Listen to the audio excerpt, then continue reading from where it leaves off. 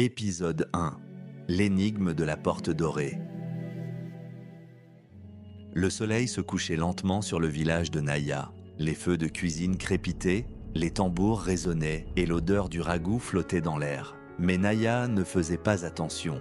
Elle était allongée sous le grand baobab, les yeux rivés sur le ciel. « Encore ce rêve », murmura-t-elle. Depuis des jours, elle faisait le même rêve étrange.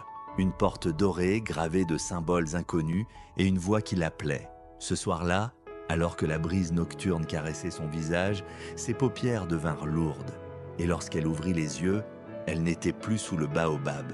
Un réveil mystérieux Naya était maintenant debout, au sommet d'une immense montagne. Devant elle, la fameuse porte dorée brillait sous la lumière de la lune.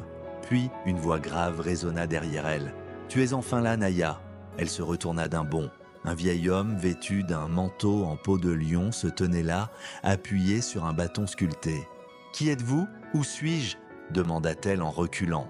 Le vieil homme sourit. « Tu es dans une de tes 100 vies. Tu es une élue, Naya.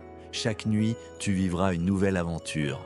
Mais avant de commencer ton voyage, tu dois résoudre l'énigme de cette porte. » L'épreuve de courage Naya s'approcha. Sur la porte, il y avait 4 symboles, une flamme, une vague, un arbre et un serpent. Choisis celui qui te représente.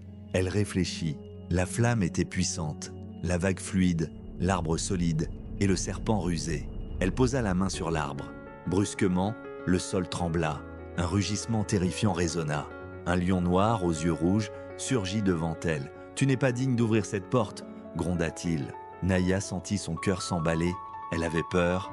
Mais une voix intérieure lui murmura « Rappelle-toi qui tu es !»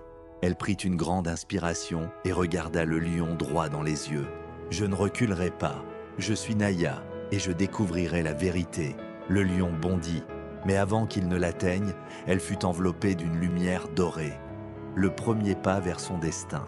Quand Naya ouvrit les yeux, elle était de retour sous le baobab. Son cœur battait encore à toute vitesse. Ce n'était pas un simple rêve. C'était le début d'une grande aventure. Elle savait que, dès le lendemain, une nouvelle vie l'attendait et avec elle, un nouveau défi.